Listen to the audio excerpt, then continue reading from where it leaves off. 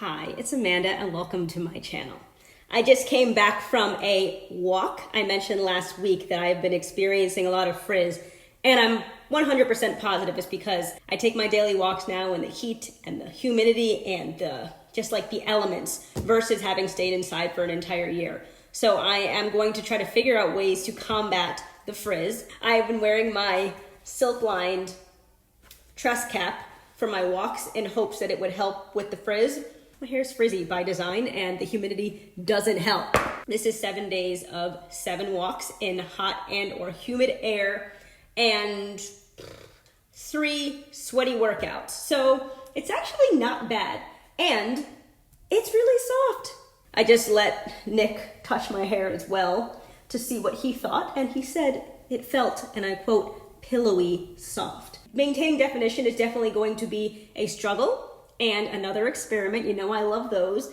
It's funny because the rest of the hair lost its definition, but the coil is still trying to hang on. Hey, I got you, we can do this, but we can't.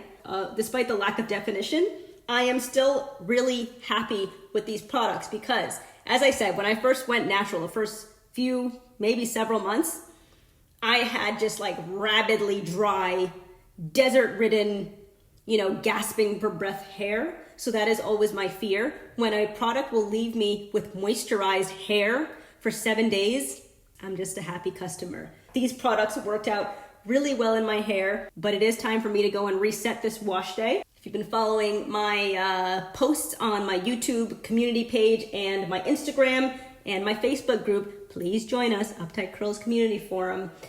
I am doing my first wash and go this evening, and I'm gonna do it live at subscriber request. I don't know if I'm gonna be able to take footage from that and put it in here, probably. I'm not really sure how to do a lot of editing things. I will definitely be back later to walk through the 4 products that I have used. Yeah, it's time to wash this hair. I'm actually just happy that my hair is so big. There's just like a lot of it, so, that's nice.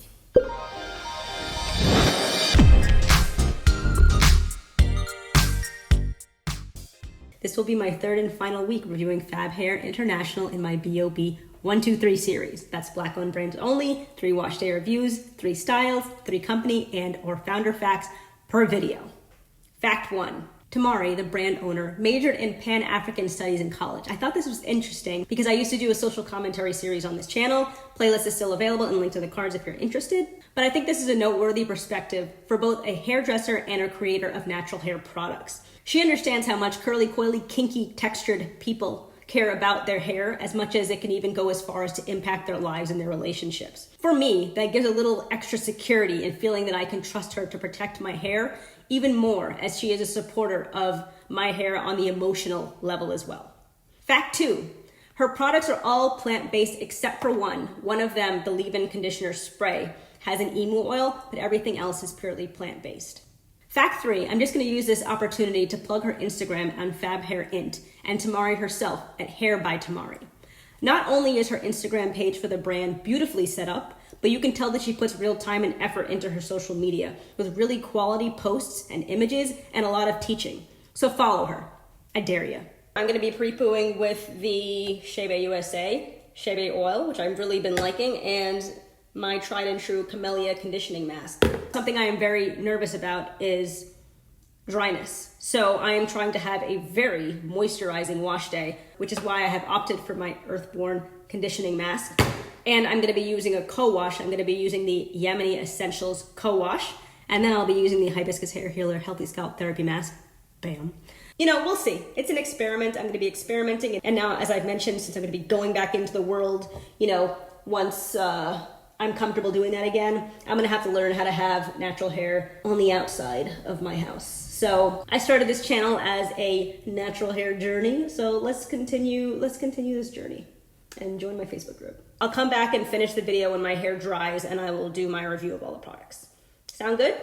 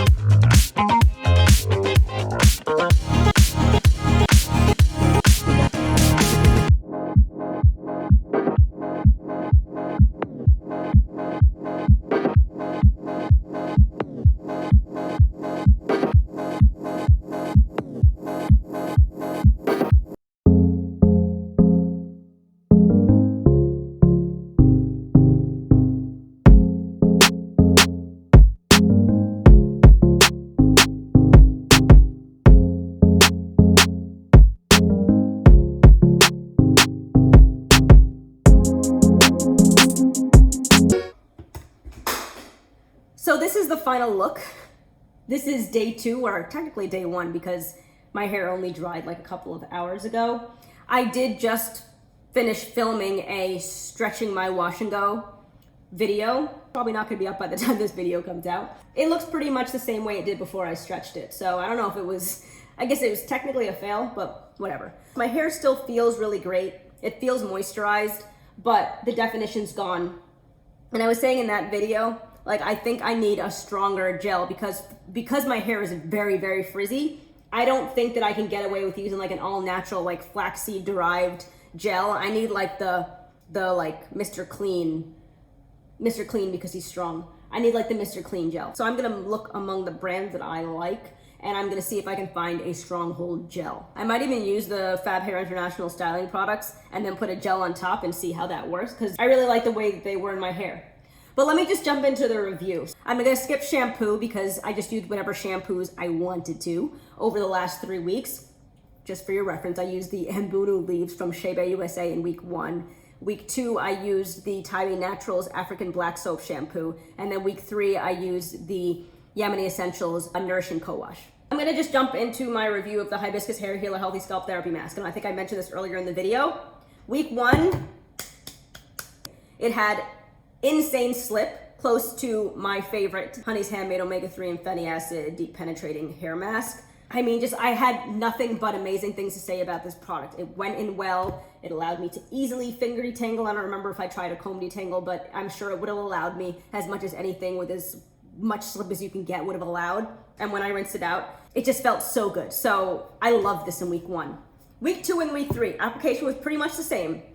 Amazing slip, felt good, nourishing, moisturizing, and all that. I sat under my dryer for 30 minutes, and when I went to go rinse it out, and also before I rinsed it out, it felt okay. It wasn't the most moisturized thing that I'd ever felt. So I don't know, actually, and I probably have 1 to 2 more uses left, and it smells so good. One of my subscribers, at least Julie, I know this is your favorite Soultanicals deep conditioner, and I get that. I mean, if you have the same experience that I had in week 1 in all of your weeks, then yeah. And it makes me wonder if I should try using the Marula Muru Moisture Guru, no, not that one. If I should use the Afrotastic Curl Elastic Deep Conditioning Treat. Is that what it's called? Again, because that for me was like an amazing deep conditioner. I was thoroughly impressed. But I had 3 Soultanicals deep conditioners, so I used 1 in each of my week reviews. So I've only used all of them once except for this one. So maybe I'll give that another try and see if I have different results. Now to the FAB Hair International products. So we've got the Moisture Mist Leave-In Conditioning Spray. I have said in the past, and I will say again, I'm not a huge leave-in conditioning spray person. I have never been able to find a leave-in conditioning spray that actually provided me moisture. I like a thick, creamy, and when I say my hair likes a thick, creamy product.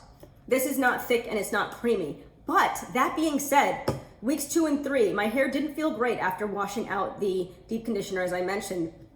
This revived my hair. So the same way I had been putting in my leave-in conditioner and then covering my hair and then coming back a couple hours later when it was a little bit dried and then starting my styling process, my hair is more moisturized sometimes more than others. And I feel like this, starting from a place of being dry, did a really good job. When I went to go style my hair felt moisturized, it felt nourished, and it felt really good. But the application for me is not spectacular. This didn't allow me to detangle my hair, and I didn't try.